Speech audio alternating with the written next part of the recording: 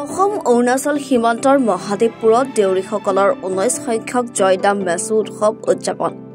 সংস্কৃতি আৰু পৰম্পৰা ৰক্ষাৰ স্বাৰ্থত তিনিদিনীয়া বৰ্ণাঢ্য কাৰ্যসূচীৰ আয়োজন কৰা হয় জয়দাম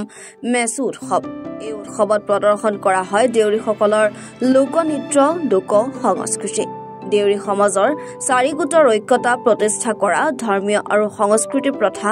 সংৰক্ষণ কৰা উৎপাদনশীল খেতি আৰু পৰম্পৰাগত বিশ্বাস উন্নয়ন কৰা ইত্যাদিৰ আলমত আয়োজন কৰা হয় এই উৎসৱ অসম তথা অৰুণাচলৰ দেউৰী সমাজ তথা বিভিন্ন জাতি জনগোষ্ঠীৰ লোকৰ সমাহাৰ পৰিলক্ষিত হয় উৎসৱস্থলীত উৎসৱত 1000 দেউৰী যুৱতীয়ে নাচিলে পৰম্পৰাগত দেউৰী নৃত্য মই যেনেকৈ আপোনালোকক ক'লোঁ সেইটোৱে আমাৰ এটা আকৌ দুনাই ক'ব বিচাৰিছোঁ যে এইটো এটা আমাৰ বাৰেৰহণীয়া কলা কৃষ্টি আমাৰ যিটো সংস্কৃতি আমাৰ যিটো আমাৰ ইতিহাসৰ শুৱনি কৰি পেলাই আমি এইটো আমি প্ৰিজাৰ্ভ কৰিবৰ কাৰণে আমি প্ৰটেক্ট কৰিবৰ কাৰণে আমি জীয়াই ৰাখিবৰ কাৰণে আমি 4টা ফৈদ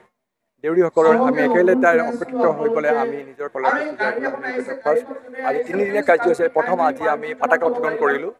পতাকা উত্তোলন কৰি পেলাই এতিয়া আমাৰ কি কয় আমাৰ চিফ গেষ্ট আহিব চিফ গেষ্ট আমাৰ 4টা ইয়াতে আমাৰ দেউৰীসকলৰ 4টা চাকি জ্বলাব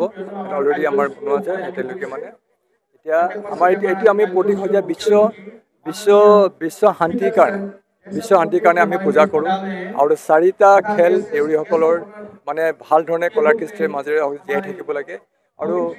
খেতি পথাৰ ভাল হ'বৰ কাৰণে মানে আৰু এই বিহুৰ এই আমাৰ উৎসৱৰ পিছৰ পৰা আমাৰ খেতি পথাৰত আমাৰ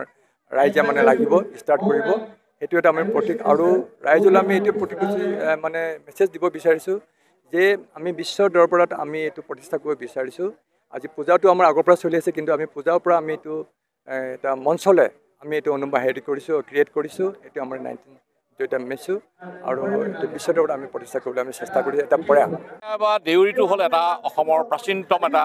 জনগোষ্ঠী এই জনগোষ্ঠীটোৰ নিজস্ব এটা স্বকীয় কৃষ্টি সংস্কৃতি আছে যিখিনি মানে আমি অতীজৰ পৰা আমি ৰাখি আহিছোঁ এই কৃষ্টি সংস্কৃতি আমাৰ এই অঞ্চলতে এই শদিয়াৰ উত্তৰ ফাললৈ এই ইয়াত মানে শদিয়াৰ উত্তৰাঞ্চললৈ জয়দামত আমাৰ প্ৰথম আমাৰ এৰেম খেৰেম এৰিপিন্ধা জয়দাম এইবিলাক ঠাইত আমাৰ মানুহবিলাক গোটেইবিলাক আছিলেগৈ তেতিয়া অসম অৰুণাচল বুলি কোনো ভাগ নাছিলে তেতিয়া আমাৰ মানুহবিলাক ইয়াতে আছিলে গোটেইবিলাক তাৰপৰা ইয়াত বিশেষ কিছু কাৰণত ভটিয়াই গুচি গ'লগৈ তাৰপৰা কিছুমান থাকি গ'লগৈ তাৰ যিখিনি থাকি গ'ল সেইখিনি এতিয়া ইয়াত জয়দামত এইখিনি এই ইয়াত আমাৰ মহাদেৱপুৰ বা ইয়াৰ আশে পাশে যিখিনি মানুহ আছে এইবিলাকেই এটা কথা হ'ল কি আমি এই আমাৰ ভাষা কৃষ্টি যিবিলাক আছে এইবিলাক আমাৰ লাহে লাহে হেৰাই যাব লৈছে গতিকে হেৰাই যোৱা বস্তুটো আমি কেনেকৈ ধৰি ৰাখিম এইটো ধৰি ৰাখিবৰ কাৰণে আজি 19 বছৰ হ'ল আমাৰ কিছুমান পুৰুষে মানে ভাল মহাপুৰুষ কিছুমানে আমাৰ দেউৰী সমাজৰ তেওঁলোকে এই জয়দাম মেচুৰ যিটো জয়দাম উৎসৱ এইটো আৰম্ভ কৰিলে আৰু ইয়াৰ যোগেদি আমি আমাৰ গোটেই আমাৰ সমগ্ৰ সংস্কৃতি যিটো আমাৰ বাৰেৰহণীয়া কৃষ্টি সংস্কৃতি আমি এইটো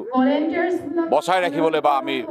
আমাৰ ভৱিষ্যত প্ৰজন্মৰ কাৰণে জীয়াই ৰাখিবলৈ আমি চেষ্টা কৰি আছোঁ ধন্যবাদ ডিগবৈৰ পৰা হিৰণ্য ৰাজবংশীৰ ৰিপৰ্ট এনি ভাৰত 24